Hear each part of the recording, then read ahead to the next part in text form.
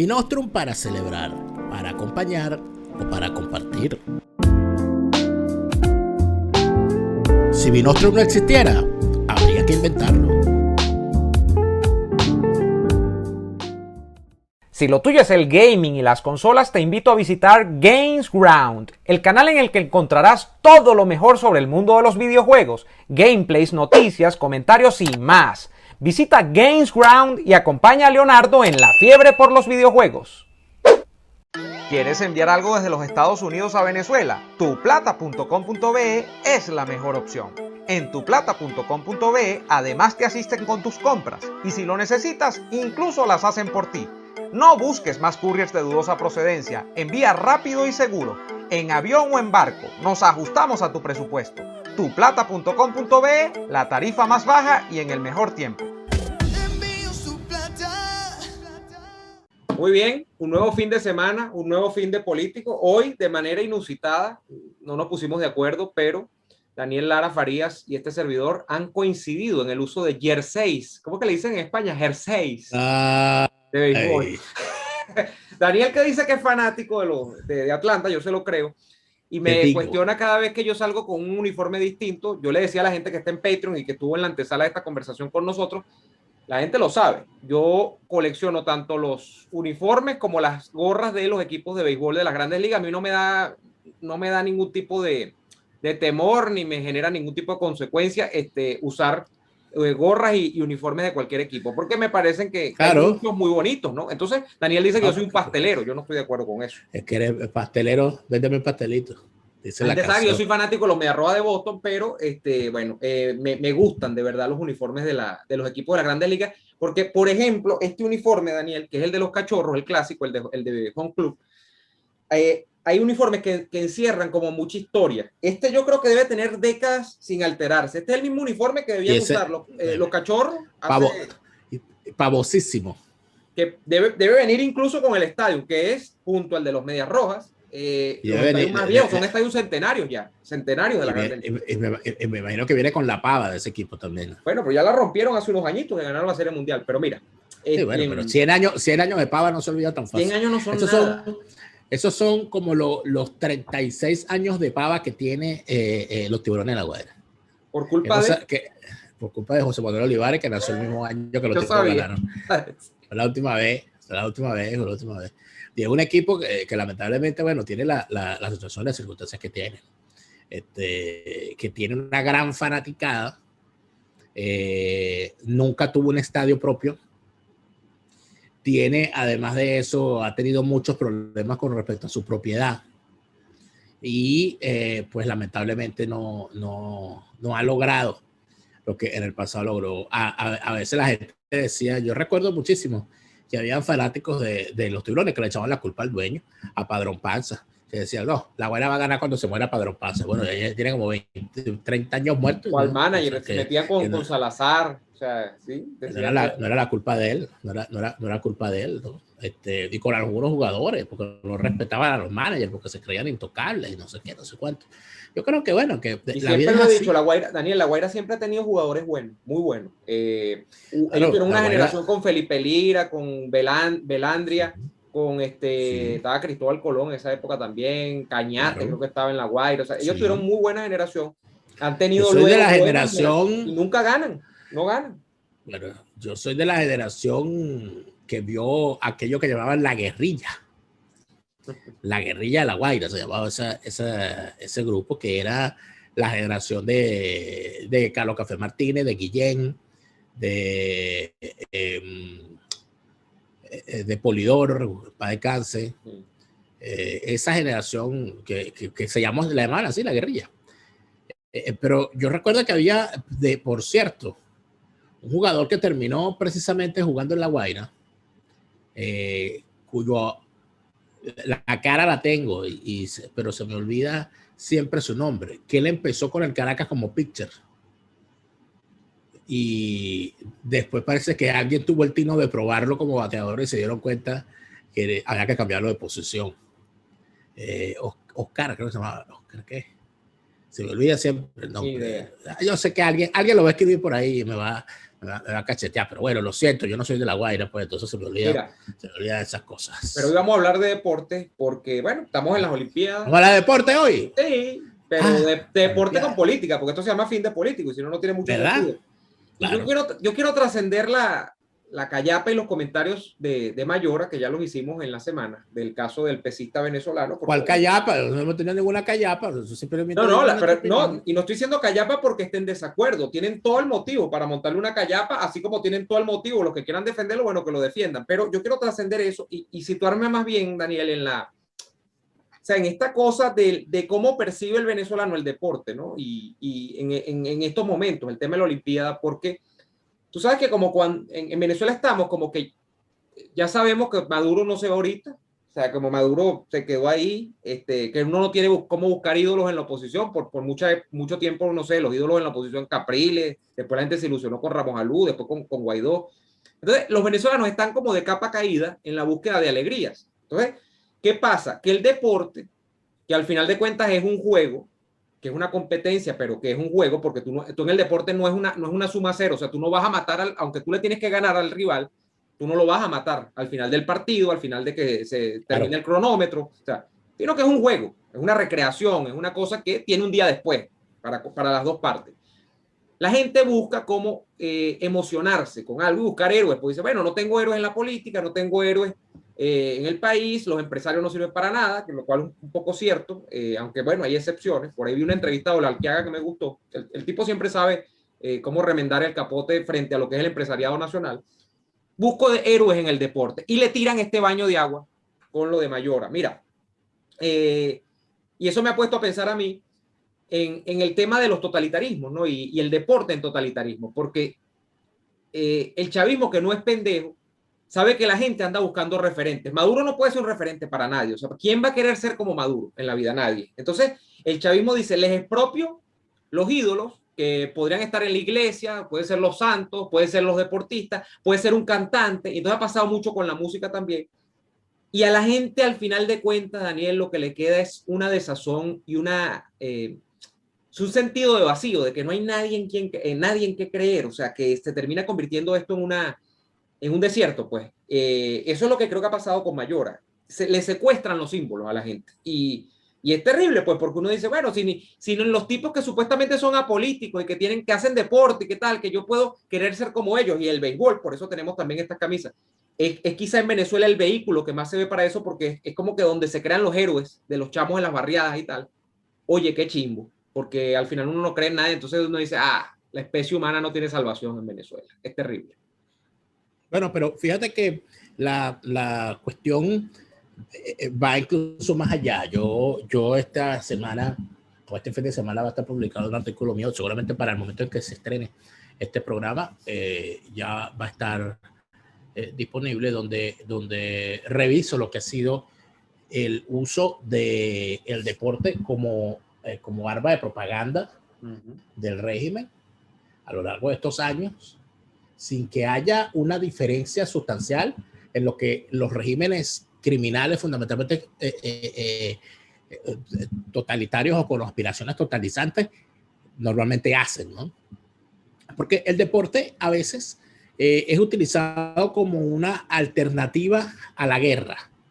O sea, no nos vamos a matar en una guerra, sino que vamos allá a un juego de fútbol, vamos a competir en el terreno olímpico. Es más, el asunto olímpico va de eso, ¿no?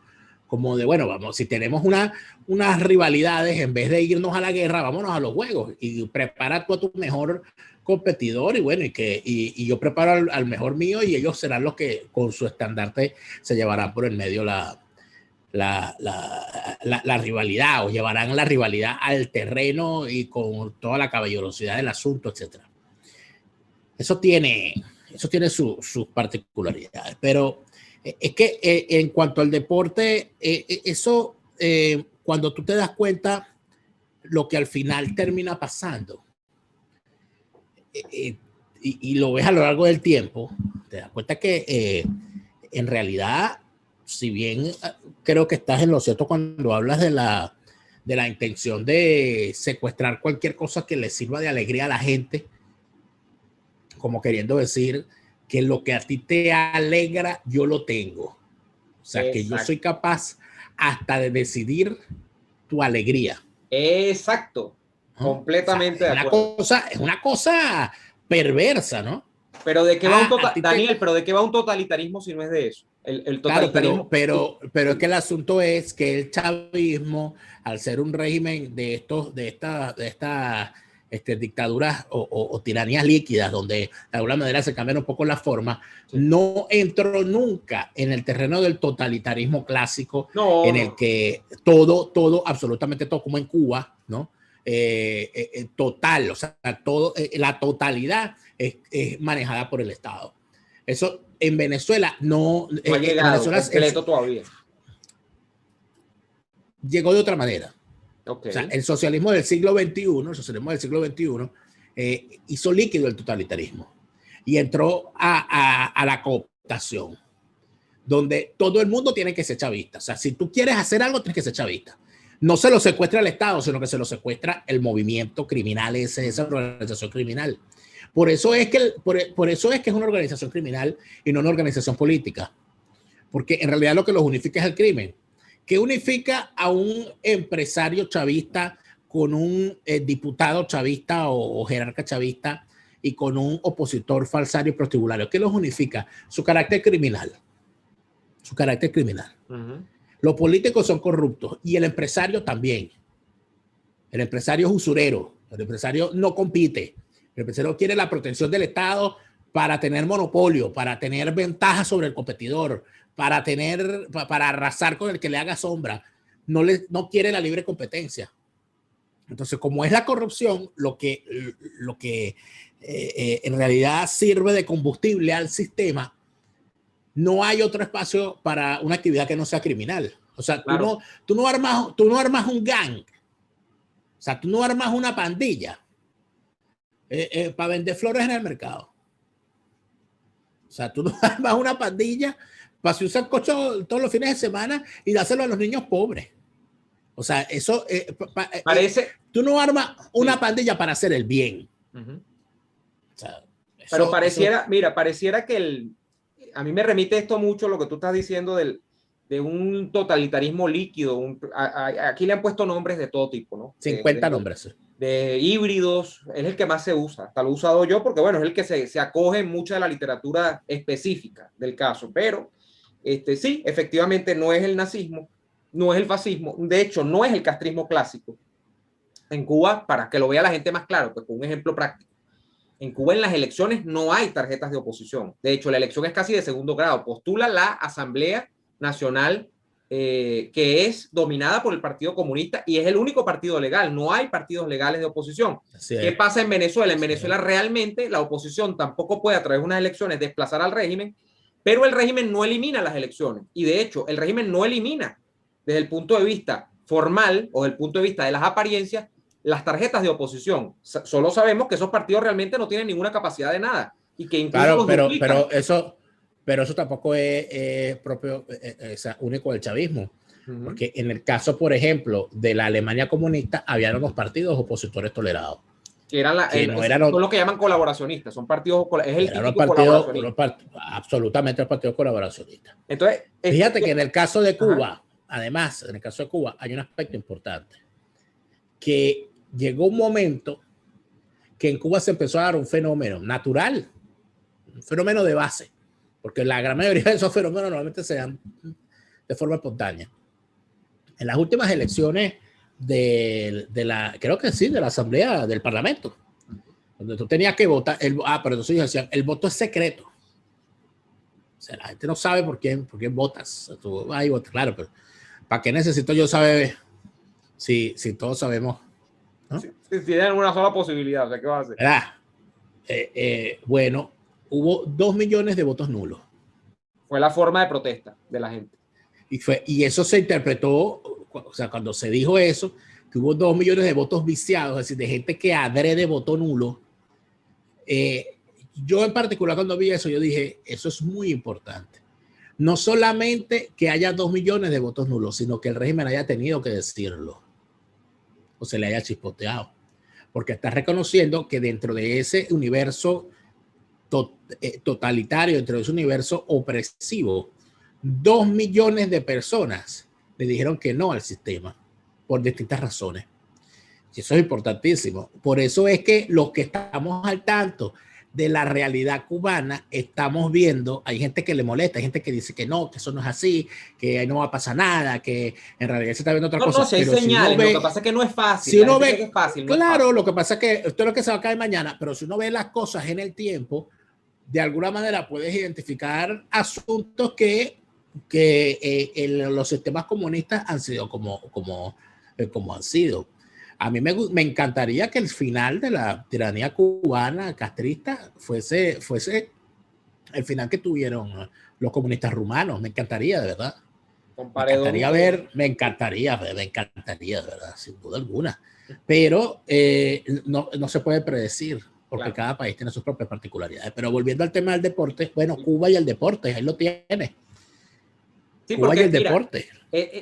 Tú sabes que este tema del socialismo real tiene un gran problema, que es el problema de la competición. Esto me ha interesado muchísimo desde siempre, no solo por lo político, Daniel, sino porque la competición con Occidente o con el capitalismo se expresa en cosas que a mí me gustan, me aficionan. Una es el deporte, podría ser, pero otra es, y yo la he descubierto por el tema de justamente estos hobbies, la relojería, las plumas, los carros. Tú ves que Cuba, bueno, sobre todo la Unión Soviética, no vamos a sacar a Cuba de acá, vamos a ponerlo con el papá de los helados. La Unión Soviética en 70 años, además de mantener la Guerra Fría y ese tema de que, bueno, yo apretaba un botón y destruyó el mundo y tal, y ver cómo bueno, y el gran espacio de competencia que por un tiempo, por la década de los 60, fue la carrera espacial, trató, al ver que los números, porque ¿cómo dices tú que un país es mejor que otro? Los números de la economía. Eso es lo que dicen todo analista, dice, vamos a ver qué país es mejor que el otro. ¿Cómo está la economía? ¿Cómo están los salarios? ¿Cómo está el PIB? O sea, aunque sean cosas abstractas, son las que te dicen, mira, este país es mejor que el país A, es mejor que el país B. Y como nunca la Unión Soviética pudo superar a Estados Unidos en eso, porque es obvio que no podía, la Unión Soviética se buscó otras áreas donde competir.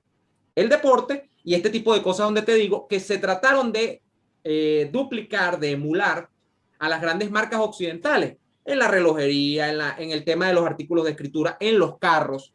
Y déjame decirte que nunca la Unión de Repúblicas Socialistas Soviéticas sacó algo mejor en cualquiera de estas áreas que lo que se hacía en Occidente. En Alemania, en la Alemania democrática, por ejemplo, pasó, de hecho, yo tengo por ahí, lo mostré hace años en Instagram, en la Alemania, en las dos Alemanias, en el momento de la división, se hizo la competencia por las plumas, y Montblanc, que obviamente es muy famosa, y Pelican, que es muy famosa por ser marcas prestigiosísimas de artículos de escritura, hacían cosas de lujo, premium. Bueno, tú veías en la Alemania comunista, yo tengo 2 plumas por ahí guardadas, trataban de sacar los mismos modelos. Oye, chico, Daniel, eso es un tormento escribir con una vaina de esa, es terrible. O sea, desde el punto de vista estético se medio parecen, pero ellos trataban de competir haciendo sus modelos. Los rusos hacían los relojes Vostok, creo que eran los Poljak, creo que eran los Poljot, eran relojes que eran, o sea, medio bonitos, las máquinas se dañaban al tiempo, no eran un Omega suizo, no eran una marca americana, o sea, no podían. Entonces, siempre el espíritu de esta competencia en los regímenes socialistas totalitarios lo ha llevado a eso. Y el deporte termina expresando eso porque al final de cuentas, ¿cuál es el sueño de ellos? Que en el medallero ellos se acercaban o por lo menos trataban de superar a los Estados Unidos. Igualito pasa con China todavía, tú lo ves. O sea, el deporte termina siendo otra esfera de competencia, pero es una esfera de competencia que, me perdonas, que yo soy aficionado al deporte y yo sé que tú también, no es determinante. O sea, eso al final de cuentas es una ficción, porque que tú tengas 100 atletas con medalla de oro en una olimpiada no hace que un país sea mejor que el otro. Cuba se montó en ese barco también en una época. Y bueno, se han caído, de hecho nosotros lo hemos hablado en el campo del béisbol, incluso los mitos de la gloria cubana en el deporte. Se han caído muchísimos mitos en el tema del deporte. Pero bueno, eso es lo que ha ocurrido con el socialismo real, digámoslo, y los países de Occidente, con el que ellos han tratado de competir. Ya que no puedo tener mejores hospitales, no puedo tener mejor economía, tal, compito en el deporte. Y bueno, a veces, a veces han podido, a veces no han podido. Claro, pero fíjate que para lo que terminó quedando, eso que llamaron el socialismo real, ¿no? Es como rigurosamente como pieza de museo. Yo debo confesarte que mi hermano y yo, que estamos aquí en este país, somos fanáticos de la visita a los museos memoriales que hay aquí. Aquí hay unos museos de verdadera memoria histórica, real y verdadera memoria histórica. Creo que casi que en cada ciudad hay uno, donde normalmente la sede de dicho museo fue una sede de la Stasi o fue una sede del partido nazi, etcétera, y es utilizada como espacio para recordarle a la gente episodios de la historia contemporánea del país. Y cuando uno va a esos sitios, por ejemplo, cuando uno va al Museo de la Historia Contemporánea, que hay varios, o al Museo de la DDR, de la Alemania, de la República Democrática Alemana, y empiezas a ver cosas que te empiezan a helar la sangre. Porque tú empiezas a ver cosas que se parecen muchísimo. Tú empiezas a ver la caja clap. Tú empiezas a ver la cuestión el modelo de vivienda. Sí. La misión vivienda. Empiezas a ver la cuestión del carro socialista. Empiezas a ver todas esas cosas y dices, uy, pero no le perdieron pista. Pero eso terminó siendo no solamente pieza de museo, sino que terminó siendo también una expresión, un atractivo para coleccionistas. Cosas de moda aquí en Alemania, los viejos carritos de la Alemania oriental. Oye, pero qué tormenta. No, esos carritos, son unos carritos que la gente en Berlín te los alquilan. Todavía sí. Alquilas un carrito porque eso es una nota, manejar ese carrito por aquel motor por toda la ciudad, es una cosa graciosísima, ¿no? Claro. Y entonces quedó como una atracción. El tema, por ejemplo, yo veía una vez a Joanny Sánchez mostrar, la bloguera cubana, sí, mostrar un ventilador, ¿no? Un ventilador plástico que todavía no funcionaba. Entonces ella contaba la historia de ese ventilador. O sea, a mí este ventilador venía cuando te daban la nevera, porque era una nevera con escarcha, y el ventilador venía para que tú lo utilizaras para descongelar la nevera. Terrible. Era una nevera soviética, exacto, que por supuesto desde el punto de vista estético era una cosa. Entonces ella decía, la nevera hace muchas décadas que dejó de funcionar, pero el ventilador todavía por lo menos sirve su función todavía. Ella tenía el ventilador, no lo tenía así, era un ventilador pequeño que ella lo utilizaba como ventilador. En eso terminan estos regímenes. Terminan siendo piezas de museo, artículos para coleccionistas, para la nostalgia, para la nostalgia. Para curioso como yo. Graciosa, para curioso. Exacto. Entonces tú vas y dices, ay, mira, una bandera de mira el gorro de ay, si tú te acuerdas, aquí hay inclusive una cosa donde uno va, que es como un parque temático. Y entonces tú entras y te tratan como trataban a los niños en las escuelas de la Alemania Oriental. Te tienes que poner el uniforme ese de los pioneritos, que es prácticamente el mismo uniforme, y todo aquello, y va a haber una maestra que te va a tratar como trataban a los niños. Es como para que vivas la experiencia. Para que vivas la experiencia. Exacto. Es comiquísimo, pero al mismo tiempo tú dices, para esto es que sirven estos bichos. Así es. Para el remedio y para el chiste. Pero bueno, se acabó, así están las cosas. Se acabó esta primera parte deportiva, histórica, historia del fracaso, museo de la decadencia de esta primera parte de El Fin de Político. Nosotros, como saben, ustedes salimos fundamentalmente, bueno, a través del apoyo que nos dan en Patreon. Suscríbanse a nuestro Patreon, patreon.com/Neuadolfo, patreon.com/Delaraf. Allí nos apoyas a seguir haciendo este contenido y además, si nos apoyas, por supuesto, en Patreon, puedes verlo en acceso previo o incluso estar con nosotros acá durante la grabación del episodio, comentar, echar chistes, cuentos, anécdotas, todo lo que quieras. Bueno, gracias a la gente que se suscribe a nuestros canales de YouTube. Gracias a todos. La segunda parte acá abajo, que es la ñapa, acá en el enlace de la descripción. Nos vemos en la ñapa y nos vemos la semana próxima. Hasta entonces.